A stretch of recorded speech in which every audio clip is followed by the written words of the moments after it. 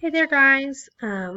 Today's video is going to be about the NMC Horizon reports, specifically about the rise of STEM technology, or now STEAM learning technology.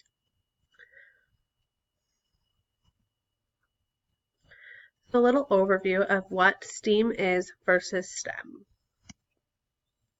So basic STEM is seen as technology, science, technology, engineering, and math, where STEAM incorporates arts. So the A and now in STEAM stands for Art Plus. In some classes and some schools, I have seen the A stand for agriculture, but in the Horizon reports, they detail it as standing for arts. So for today's purposes, A is for arts. So the STEAM focuses on engaging students in arts and humanities while incorporating them into other courses that are traditionally not for arts purposes. This is for the purpose of creating real-world or real-life applications for art and humanity courses. Some discussion questions are preparedness. So are teachers prepared to support STEM curriculum adaptations or additions? Yes, at least they can be if they're not comfortable with it.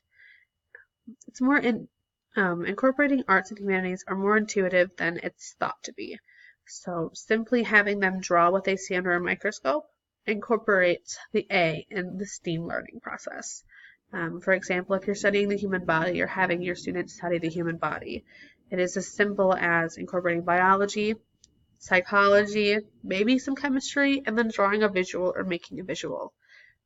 That by itself is enough to justify the A in STEAM learning and adding that into your curriculum. Also studying climate change. So in the Horizon report, they detail a classroom from America connecting with a classroom in West Africa and having the students engage and discuss with each other different solutions or hypotheses about climate change for a real-world problem and trying to develop a real-world solution for this problem. That also fits into the A in STEAM learning.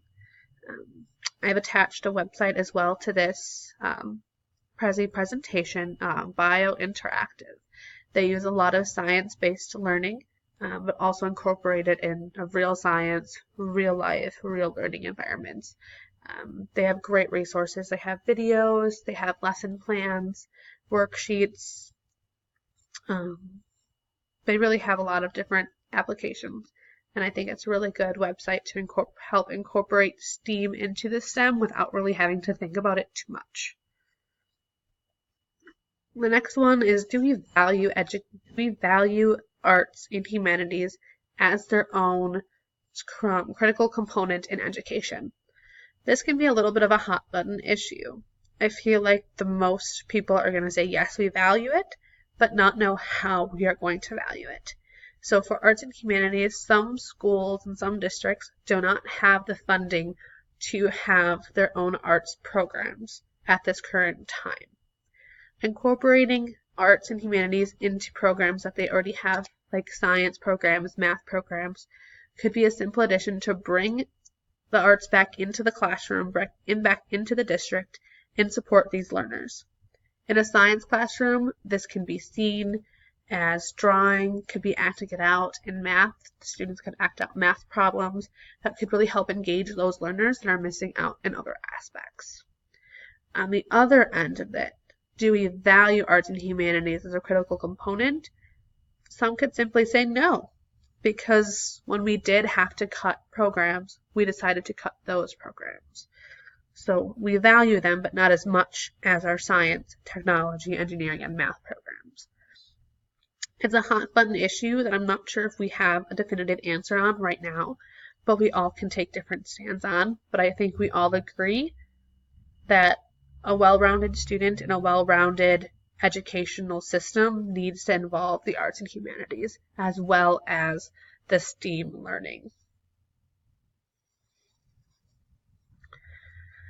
So to conclude, the A in the STEM learning, the STEAM learning, is an addition to the STEM curricula. All it is adding simple arts, humanities, reading, writing, things such as this that aren't normally specified directly in the science curriculum, but are kind of embedded and interwebbed, but we don't really see them necessarily. So a couple more discussion questions that if you want to pause this video, write them down, take notes on them. I kind of want us to all self-reflect on these individually and think about what these mean to us and what we think about it. So do we value the arts? I already went over this briefly, but yes, I personally value the arts. My piece of paper, I would write down, yes, I value the arts. And then do we value the arts and the humanities enough to incorporate them into our lesson? So lesson planning is daunting. We all know that. But when we write down our lesson plans and we differentiate for different different types of learners, for different multiple intelligences, for different learners or environment, whether they're on level or not, we modify our lessons to them. So, for instance, if you're creating a lesson in a math for fractions, your hook to opening up could be a song about fractions. That incorporates the arts in STEAM and also will hook your musical learners. On the other end, your visual learners. You could have them, again, draw what they see underneath a microscope. I know when I did that, when I was a student in science, I didn't think that was anything but science, but it was the art function. So it's very easy, incorporative, intuitive, and you don't really have to think about it very much to incorporate it into your lesson other than the time you would to modify your lesson to anything else. Is STEAM learning just a fad? I think only really time can tell for that. I'd like to say that we all want a well-rounded student, so we all think that the art process will stay. But will it stay the way it is right now?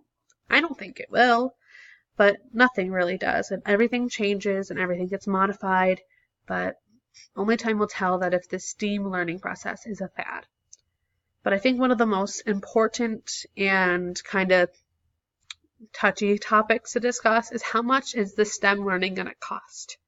And that all depends on the district, whether they have implements of that already, if their teachers are prepared for it or if they're not. Teachers that are not prepared for it, they might have to have a training for it, which would cost additional money. Materials could cost money. And again, some schools do not have an arts or humanities program anymore, or they have a very small program. So incorporating more of that could cost more money, or it could help boost morale and help raise money for that again. So STEAM learning is a very invigorating and intuitive process that incorporates the arts and humanities into our science and math curriculum, and it is something that will hopefully be around for a while. But that is my summary of the rise of STEAM learning in the NMC Horizon reports. I hope you all have a great rest of whatever time you are watching this video. Bye!